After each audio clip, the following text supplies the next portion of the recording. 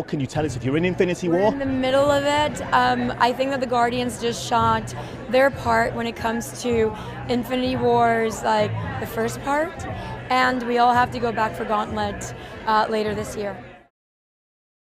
Hey YouTubers, it's Charlie. If there was ever a notification squad, this is it. We know what part 2 of Infinity War is going to be, so I'll explain what that means. And just because this is all so awesome, there's a new round of the Spider-Man giveaway that starts now. All you have to do to enter is be a subscriber, leave a comment on this video. So if you're confused, what Zoe Saldana basically said is that she was going back to shoot Gauntlet when she was talking about the Infinity Gauntlet as in Infinity War Part 2. Remember, Kevin Feige said that they changed the name. The Russos are like, we're changing the name because the second movie is so different from the first. So with about 99.9% certainty, we can now ascertain that the first Infinity War film, or we'll just call it Infinity War, is mostly going to be based on the Thanos Quest storyline from the comics, which I'll explain in a second. And then the fourth Avengers film will be based on the Infinity Gauntlet storyline. So previously, like the big difference is that we thought that they were going to do the Infinity Gauntlet storyline with the Infinity War movie, and then they were going to do like all new, all different.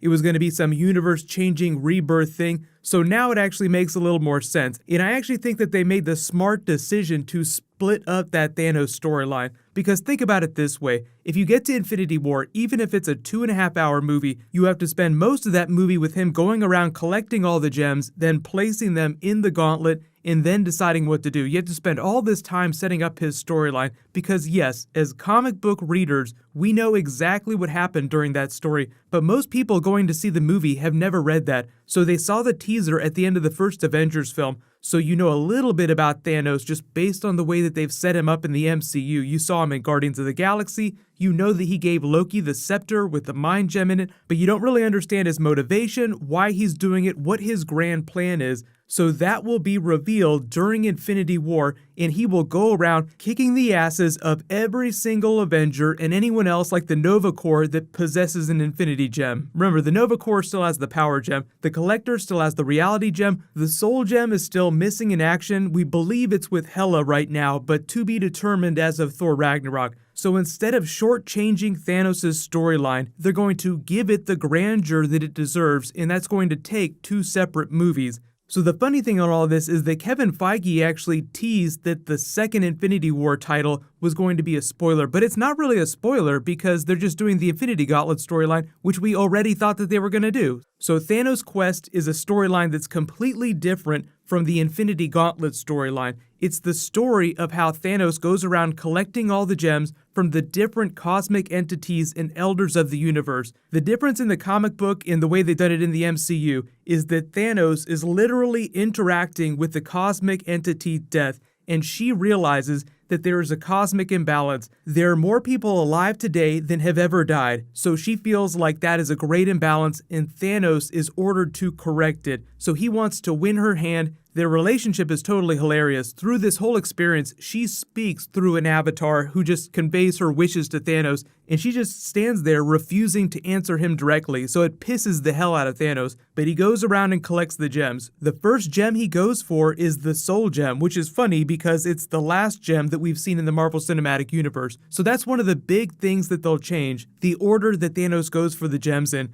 So you may have heard about behind-the-scenes Vision stuff that they're filming right now where he's fighting the Cull Obsidian. Presumably, those are the Cull Obsidian that have come to take the Mind Gem and bring it back to Thanos. So that's sort of getting into more modern storylines because way back when they did this Infinity Gauntlet and Thanos Quest story, there was no Cull Obsidian. He did have minions, but he was the main character of the story and he went around himself collecting all the gems. But then later, during Marvel's Infinity event, which was a much more recent storyline, he had his minions, the Cull Obsidian, going around searching for the gems as well as searching for his son, which is kind of a separate thing. So it's totally normal for them to pull from all over the comics, but largely the plot is pulled from Thanos' quest. So he goes around to all the different elders of the universe and different cosmic entities that have the gems. He assembles them, and then at the end of the storyline, when he's done this in service of Lady Death, he gets the idea that, you know what, I have all this power, I'm going to do what I want to do with it. I can do anything I want. And then everyone that's standing around in the realm of death is like, oh, wait a minute. He just figured out that he doesn't have to do what we say because he wields infinite power now.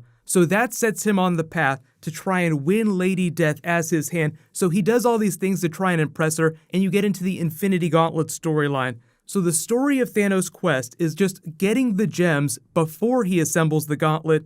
Then the Infinity Gauntlet is the story of what he does once he assembles the gauntlet, in the Avengers fighting him, trying to take it down. So we can make a couple really easy predictions based on that. So if it's going to take the entire movie for Thanos to assemble the Infinity Gauntlet, then it's also probably going to take Tony Stark the entire movie to assemble the intergalactic Avengers, because the Guardians of the Galaxy are part of the movie, so there'll be a little bit of crossover with the Avengers, but they are two separate teams. But Cap is still a fugitive of the state, Captain Marvel hasn't even got her powers yet, Black Panther is still trying to take care of his own homeland. There's still a big uprising that he has to put down that's going to be part of the Black Panther movie. And most of Iron Man's time right now is spent shepherding young Peter Parker into a greater life as an Avenger, like trying to help him along on his path. So everybody is busy doing other things. So what happened at the beginning of the Infinity Gauntlet storyline is that Silver Surfer, Herald of Galactus, was actually herald of the doom that Thanos was bringing. So he comes to Earth and he tells Doctor Strange, look, I might be too late, but Thanos is assembling the gauntlet. These are the terrors that he's going to unleash on the universe. So Doctor Strange is really the first Avenger that finds out what's going on, and then you kind of jump around to all the big characters, and at the very beginning of the story, you see Thanos snap his fingers and erase half of all life. So all of a sudden, Spider-Man's Spidey sense just goes off the charts. Oh my god, where did Mary Jane go? Where did all these people on the street that I was just looking at go? So it's this big, crazy, epic adventure, but what they might do, just a 99% positive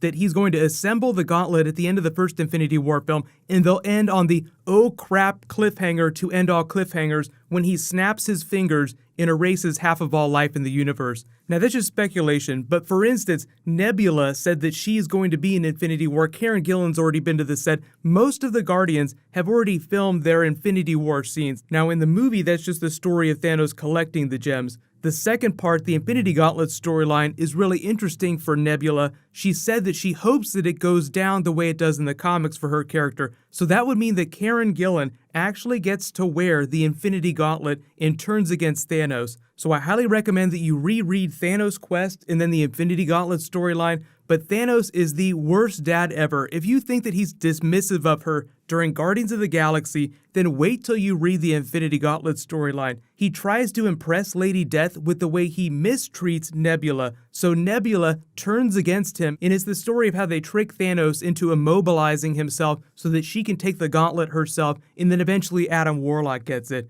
And you all know that they've teased that Adam Warlock will show up in the Marvel Universe eventually, but probably not till after the big Infinity War Infinity Gauntlet storyline.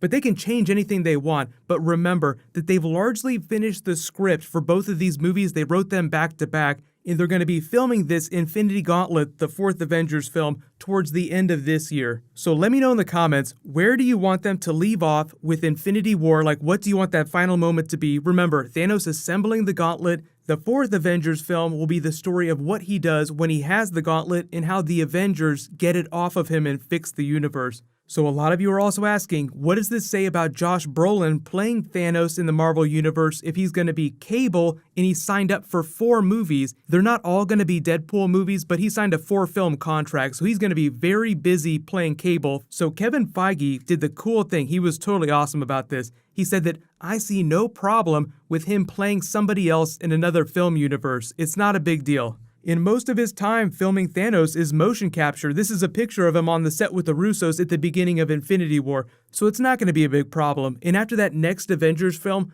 Thanos is going to be on ice for a long time. It's not like you go through the Infinity Gauntlet saga and then come right back, or he gets sucked into the Dark Dimension and fights Dormammu for a while, but I definitely think that Dormammu and other big cosmic entities will rise in his absence as they move past this big Avengers arc. So that's another big question. Let me know, after Thanos is done with the Infinity Gauntlet saga with both of these next Avengers films, who do you want the new big bad of the Marvel Cinematic Universe to be? I feel like it has to be Dormammu if they're not going to do Mephisto or some other big cosmic entity. Leave all your requests for more Marvel Avengers videos in the comments below. There's so much Marvel stuff happening really soon. But congratulations to the latest giveaway winner, Carl Peterson. Please private message me on the back end of my channel so I can get your contact details. While you wait for that, you can click here for my non-spoilery Guardians of the Galaxy 2 review, and you can click here for a brand new Spider-Man Homecoming promo and new Iron Man armor. Thank you so much for watching. Let's high five. I'll see you guys in the next video.